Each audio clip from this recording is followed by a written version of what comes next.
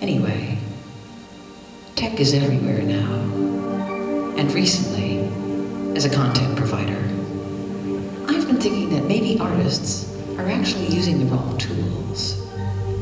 Now that almost everybody is happily painting away in Photoshop and making their millions of colors websites and creating perfectly scanned-in photorealist interactive butterflies programmed to make ambient house music as they mate in various virtual environments, maybe it's a good time for artists to start thinking along some other lines. Now I have a friend who's planning to open a club in London, and it's going to be a big multimedia workshop where artists can use a lot of the cool new tools. Now the building used to be a mental hospital, and we were sitting around talking about how much mental hospitals are like art schools. And, you know, they're just all of these people locked away in their rooms working on really specific, really kind of peculiar things with enormous concentration. And I was telling my friend my theory that artists weren't using the right tools, and I suggested doing some projects at the club, some therapies, in homage to its history as a mental institution. Therapies for people who've been using a little too much technology.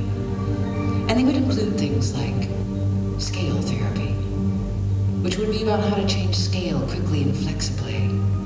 Like how on the one hand we're all just meaningless specks of dust floating about in the cosmos, and how on the other hand we can suddenly fill up an entire room with one single idea. Another would be speed therapy, subtitled The Speed of Darkness. And speed therapy would touch on St. Thomas Aquinas, who describes the way time seems to stop between messages from angels. The angel delivers a message, and then 1,000 years go by of absolutely nothing, until there's another totally unrelated message. And time just seems to halt between these messages. There's no stream, no connections.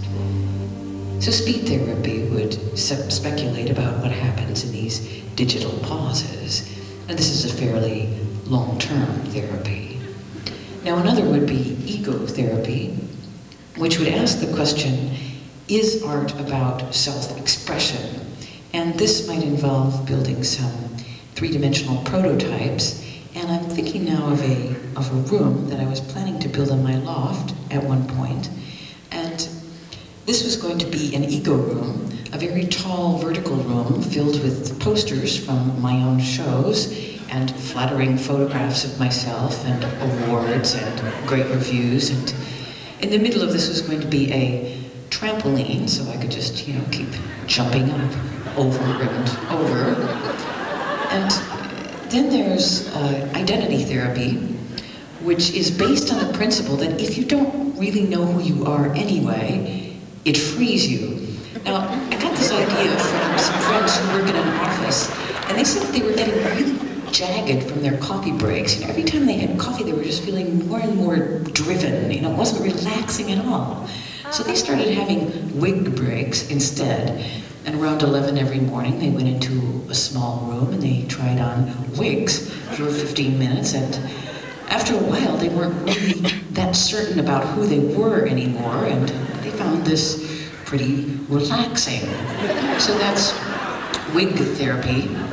And then there's taboo therapy, which involves finding out what really grosses everyone out, starting with a recent controversy that came up in a so-called alternative New York art space.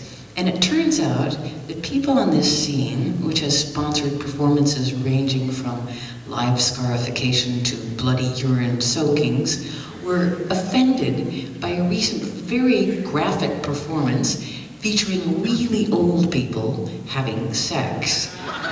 So if you can find out what scares people, you might also find out what they like and value. And in music therapy, there's words that never appear in songs, which involves writing lists of these words, like vapor and lawyers, calcium and imbrication and so on. And then obviously writing songs, using as many of them as possible. And last, there's sleep therapy, which means that you just lose consciousness in various ways for about a year. And when you come to, there'll be a lot of new things that are bothering you. And your old problems will seem really trivial in comparison.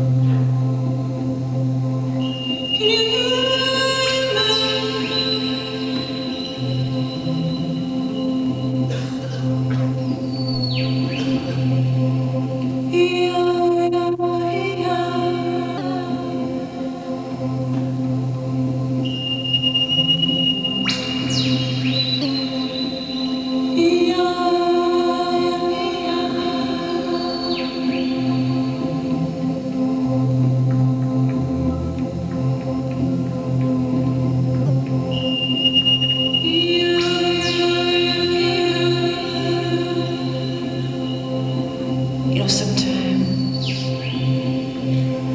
when you hear someone screaming, just goes in one ear and out the other.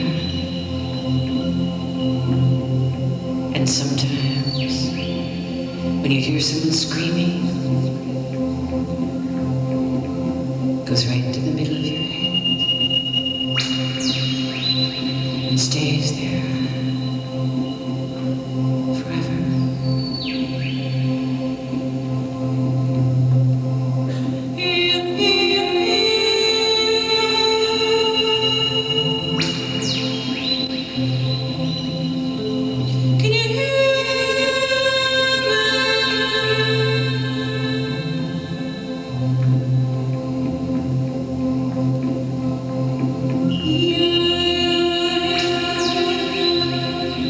You know those nights when you're sleeping and it's totally dark and absolutely silent and you don't dream? Well, this is the reason. It's because on those nights you've gone away. On those nights, you're in someone else's dream.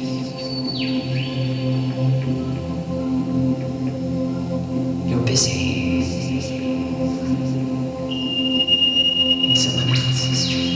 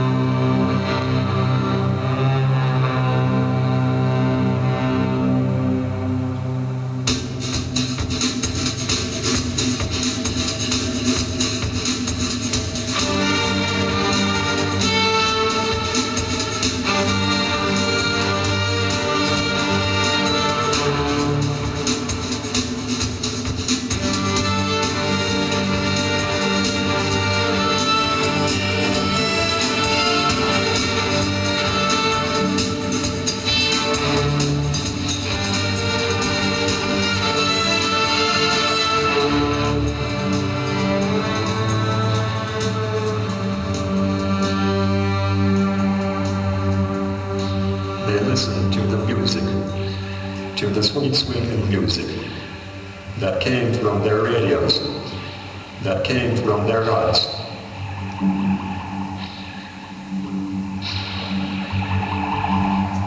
They listen to the music to the sweet swinging music that came from their radios, that came from their gods.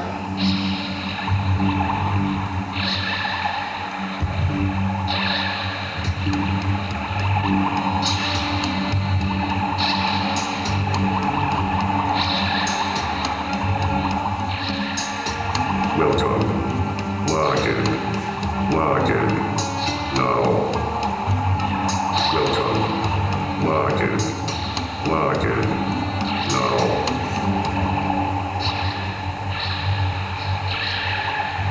You know what I really like about cyberspace is the rumors. Like the recent so-called AP press release that announced that the so-called Vatican had been bought out by Microsoft. And a so-called archbishop commented on the takeover. We're thrilled. We've been using iPods for over 2,000 years. And Microsoft has only been doing it for a few. So think of the potential.